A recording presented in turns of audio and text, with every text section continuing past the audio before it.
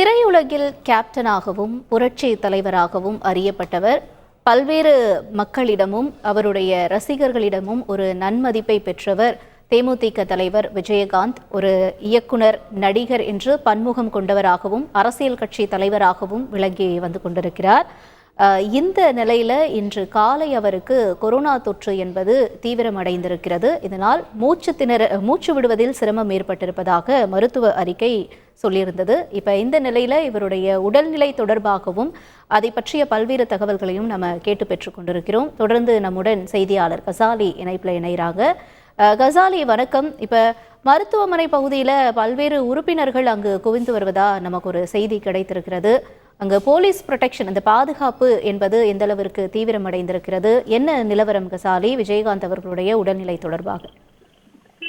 தேமுதிக நிறுவன தலைவர் விஜயகாந்த் கடந்த மாதம் 18ஆம் தேதி காய்ச்சல் மற்றும் சளி காரணமாக மணப்பாக்கத்தில் மேட் மருத்துவமனை அனுமதிக்கப்பட்டிருந்தார். அங்கு அவருக்கு தீவிர சிகிச்சை அளிக்கப்பட்டு 2.5 வார கால சிகிச்சை இந்த மாதம் 11ஆம் தேதி அவர் வீடு திரும்பினார். இந்த நிலையில் தொடர் சிகிச்சையின் காரணமாக உடல் பரிசோதனை செய்வதற்காக கடந்த 26ஆம் தேதி 2 தினங்களுக்கு முன்னால் அவர் மருத்துவமனையில் இருந்தார். அப்போது அவருக்கு உடல் பரிசோதனைகள் செய்யப்பட்டு அந்த முடிவுகளுக்காக அவர் மருத்துவமனையில் காத்திருந்தார். இந்த நிலையில் அவருக்கு கொரோனா தொற்று இருப்பதாக தெரிய வந்ததை அடுத்து அவர் மருத்துவமனையிலே அனுமதிக்கப்பட்டிருந்தார்.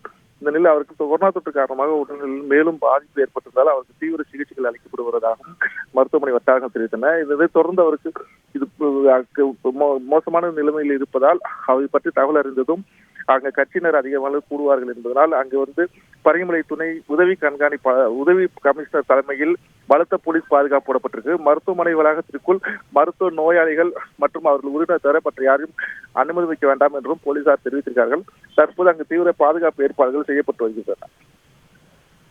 கசாலி, இப்ப இவருடைய இந்த உடல்நிலை சம்பந்தமா ஒரு அதிகாரப்பூர்வ அறிவிப்பு எப்ப வெளியாகும் என்று எதிர்பார்க்கலாம்? அதை பற்றி ஏதேனும் தகவல்கள் கிடைக்க பெற்றிருக்கின்றனவா கசாலி?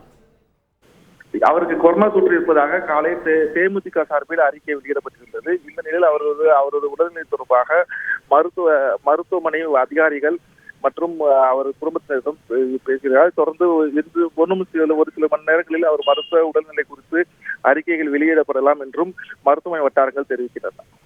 மருத்துவமனையில யார் இருக்கிறதா அங்கு சொல்லப்படுகிறது? ஏன்னா பாதுகாப்பும் அங்கு கொஞ்சம் அதிகமாக இருக்கக்கூடிய சூழ்நிலையில அங்க யாரெல்லாம் இருக்கிறாங்க, அதை பத்தி ஏதாவது தகவல் கிடைச்சிருக்கா நமக்கு? இப்போது மருத்துவமனையில் அவரது மனைவி மற்றும் அவரது குடும்பத்தினர் அங்கு மருத்துவமனையில் அங்கு இருக்கிறார்கள். தற்போது அவர்கள் மருத்துவர்களிடம் இது தொடர்பாக அவர்கள் ஆலோசித்து வருகிறார்கள் மருத்துவமனை வட்டாரங்கள் தெரிவிக்கிறது. செய்திகளை உடனுக்குடன் தெரிந்து கொள்ள உடனே சப்ஸ்கிரைப் பண்ணுங்க.